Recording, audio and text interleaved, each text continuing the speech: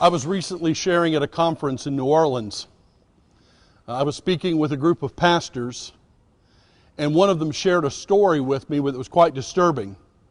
He had a friend who had been traveling on a plane and noticed that the man sitting next to him on the aircraft declined the drink, declined the snack, even though there was a meal being served on the plane. He even declined the meal. The pastor, being a little concerned about his fellow flyer, asked, "Are you well? Are you okay? Is there something I need to do?" The man then turned to him and said, "No, I'm fine. I'm fasting." The pastor was intrigued. He asked the question, "Well, what faith are you?" Considering him probably to be a believer. The man looked at him and said, "Satanic." He went on to explain that the Church of Satan fasts twice a week, praying to Satan, calling for the fall of the families of Christian leaders. Satan and his followers grasp the importance of the life of the family in the service of the leader. They see how spousal relationships, the husband-wife relationship, has direct bearing on the ability of a man to lead the church. They understand that if the leader is distracted by matters of family, by his spouse, by his children, by the events of his home, then it will disrupt his effectiveness as a leader among the family of God. You see, the Apostle Paul also placed a priority on an elder's relationship with his wife and his children. When saying farewell to the Ephesian elders, Paul admonished them in Acts chapter 20, verse 28 to, quote, "pay careful attention to yourselves," end quote. Realizing that when we fail to care for ourselves, when we fail to take care of our own lives and the lives of those in our family, when we perhaps even focus too much on our work in the church, serving as a shepherd and minimizing our attention to those we love at home, that is where Satan will strike. I'll admit it, I've studied the qualifications for elders for many years, but I never noticed something before. In both 1 Timothy chapter 3 and Titus chapter 1, an elder is told to be above reproach, blameless. But immediately after that, what I'd never realized is, immediately after that, he brings up to be the husband of one wife. That part of that blamelessness is your family life, your relationship with your spouse. And that's not all. Paul continues, for instance, to affirm the elder's family. Titus chapter 1 continues that if he's the husband of one wife and his children are believers and not open to the charge of debauchery and insubordination. Why? Over in 1 Timothy chapter 3, 4 and 5, he, the elder, must manage his own household well with all dignity, keeping his children submissive. For if someone does not know how to manage his own household, how will he care for God's church? It's no surprise that in 1 Peter, where he addresses elders and their role in the church as the shepherds, just 2 chapters before, he addresses the issue of how do husbands and wives relate to one another. Paul, when he wrote the Ephesian letter, is writing to the very church Timothy is now serving. It's also to the same church that the Ephesian elders come from. And in it, he spends significant time in chapters 5 and 6 describing what many call the household rules, the role of the father, the role of the wife, the role of the children. Why? Why do the leadership families require such special attention? Why is it that the family of an elder is so crucial to God's service? Well, first off, because Satan loves a fallen leader. An elder's ability to lead the congregation reflects his ability to lead his family. He is demonstrating the qualities that we would like to see in all the families of the church. And if the family becomes highly dysfunctional, if the family of the elder becomes literally an interruption to their ability to concentrate on the work of the church, it can also distract from his witness to the community. Second, elders are in fact held to a higher standard. Now, you, as a leader, may have accepted the call to serve in that capacity. But with your acceptance also came the call for your family to be brought into the spotlight of the congregation and the community. And perhaps a family is not exactly ready for that very public view. Consulting with your family, dialoguing about taking on this role, by the way, including an interview with the spouse and the children of a potential elder, may be a way to address this. But the simple fact is, elders' families are held to a higher standard. Third, elders have to confidentially deal with the dirt of the church. Confidentially. Elders, anybody who's ever served as an elder, even for a short time, becomes very aware you have information about the congregation that nobody else has. You know of issues involving individuals and families, financial concerns, troubles among the pastoral staff, trouble among members who are stirring up trouble, immorality present in the congregation and even the community, all of which you cannot share with your family. You have to maintain a confidence.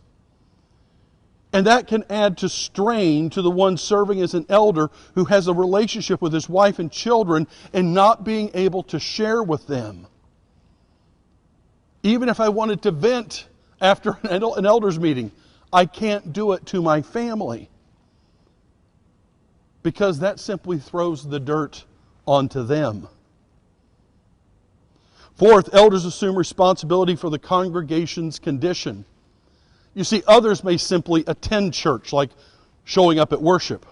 And others may partake in the fellowship of the church. But an elder takes on the responsibility of leading, managing, administrating the congregation. And for this reason, the church begins to play an even greater significant role in their life. Elders face more responsibilities than simply a person who slips in and out of the worship service. And fifth, elders face criticism from others in church. While many people in church never know of the criticism, never hear criticism, because they show up and they leave, or as I said before, they partake of the fellowship of the church, but not the responsibility for what's going on. But see, an elder faces the criticism for the decisions they've made, and even the ones they don't make.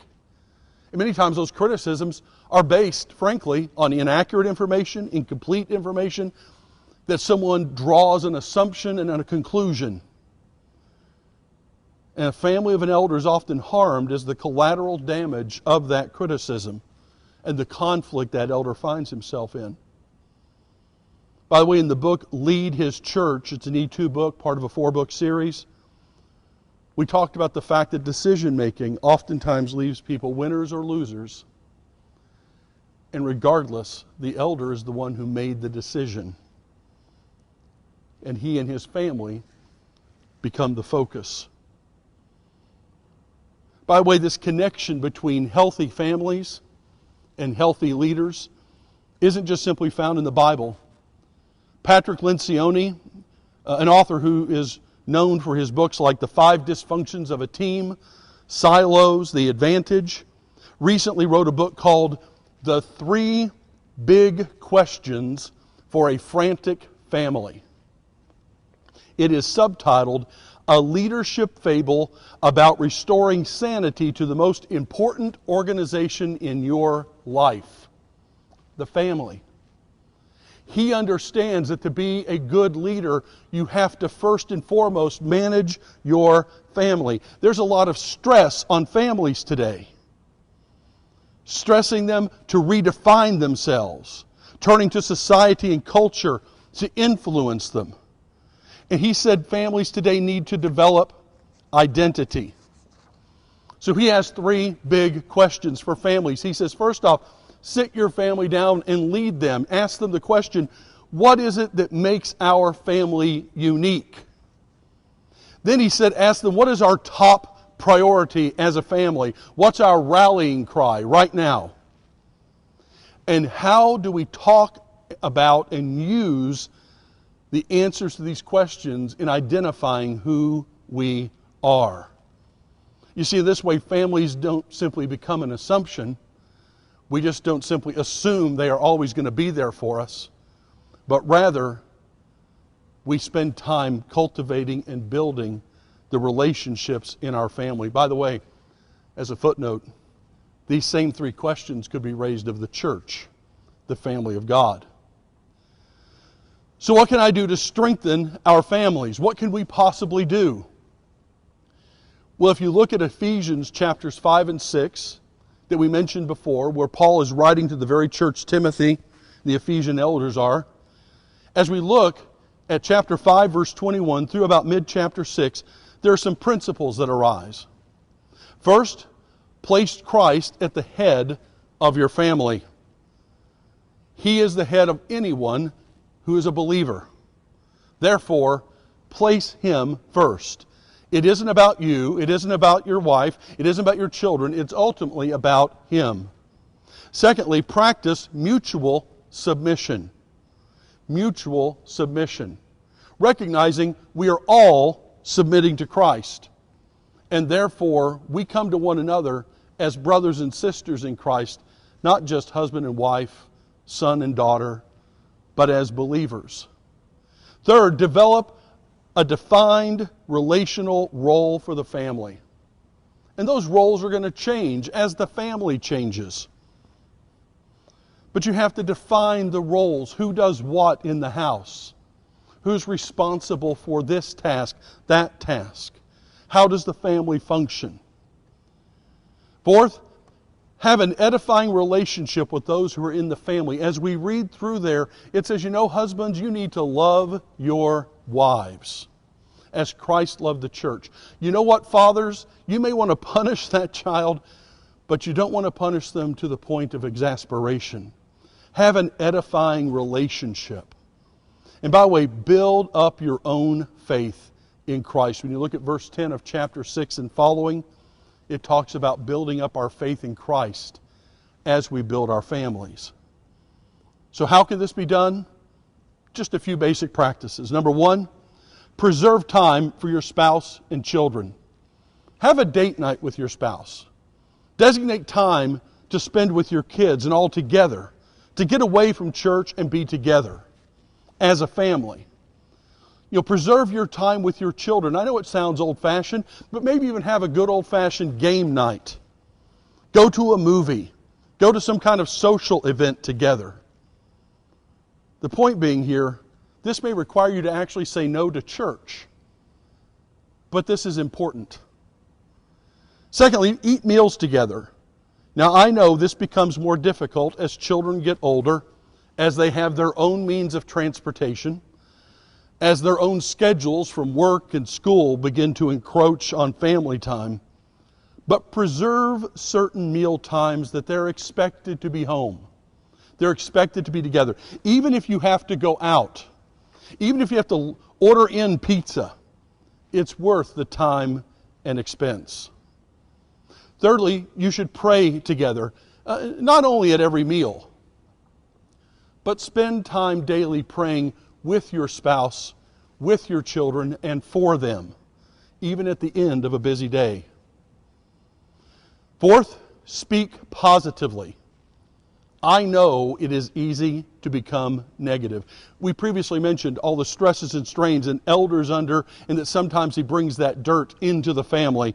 And all of a sudden, church and ministry and service and volunteering is something the kids hear as not worthy. Speak positively. It's not enough to simply make no comment about church, because your silence could speak volumes. But make positive comments. Highlight the good qualities of the church, the ministry, its staff, each other. And finally, remember that your family is your primary flock, and that as an elder, they receive your primary attention. Without them, your service as an elder will become short and shallow. So in the church and in your family, lead well.